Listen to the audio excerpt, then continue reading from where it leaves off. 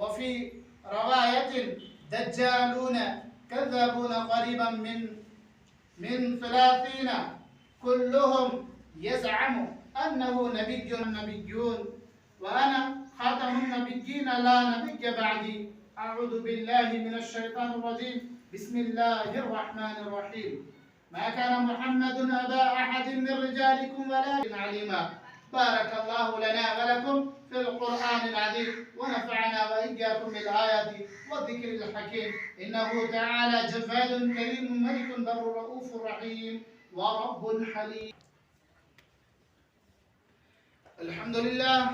الحمد لله نحمده ونستعينه ونستغفره فلا هادي له، ونشهد أن لا إله إلا الله وحده لا شريك له، ونشهد أن سيدنا ومولانا محمدا عبده ورسوله الذي أرسل. يا أيها الذين آمنوا صلوا عليه وسلموا تسليما. على سيدنا محمد وعلى آله وأصحابه وأبي بكر الصديق رضي الله تعالى عنه، وأشهدهم في أمر الله عمر بن الخطاب رضي الله تعالى عنه، وأصدقهم حياة عثمان بن عفان رضي الله تعالى عنه، وأقضاهم علي بن أبي طالب رضي الله تعالى عنه، وفاطمة سيدة النساء أهل الجنة رضي الله تعالى عنهما، والحسن والحسين سيدا شباب أهل الجنة، وحمزة أسد الله وأسد رسوله. اللهم اغفر للعباس وولده مغفرة ظاهرة وباطنة لا الله في أصحابي لا تتخذهم غرضا من بعدي، فمن أحبهم فبحبي أحبهم ومن أبغضهم.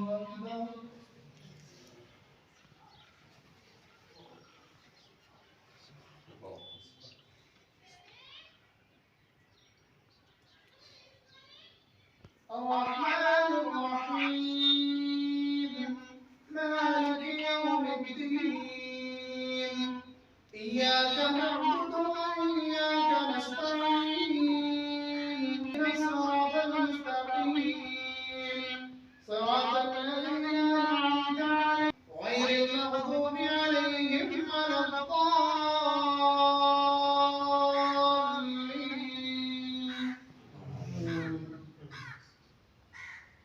الذي خلق فسوى والذي أخرج المرعى فجعله غثاء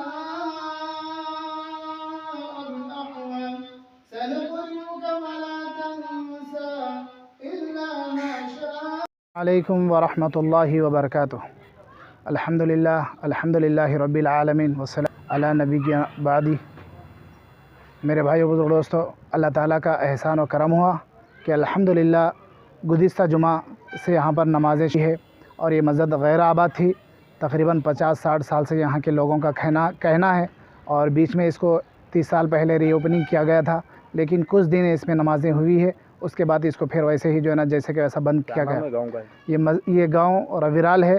ये मस्जिद, इसके अंदर 2 मस्जिदें हैं, एक कोंगरा में आती है, दूसरी मस्जिद रविराल में आती है। अब जिस मस्जिद में हम लोग ठहरे हुए हैं, ये जो मस्जिद है ये रविराल की जामा मस्जिद है, ख़ुतुब शाही मस्जिद है। और यहाँ पर हमारे 3 भाई, हमारे अहमद सादी साहब के कहने पर अल्हम्दुलिल्लाह 3 अहबाब पहुँचे हैं, जो हमारे सालम याफ़ई साहब है और फ़ारूक ख़ान साहब है और शेख जावेद साहब है।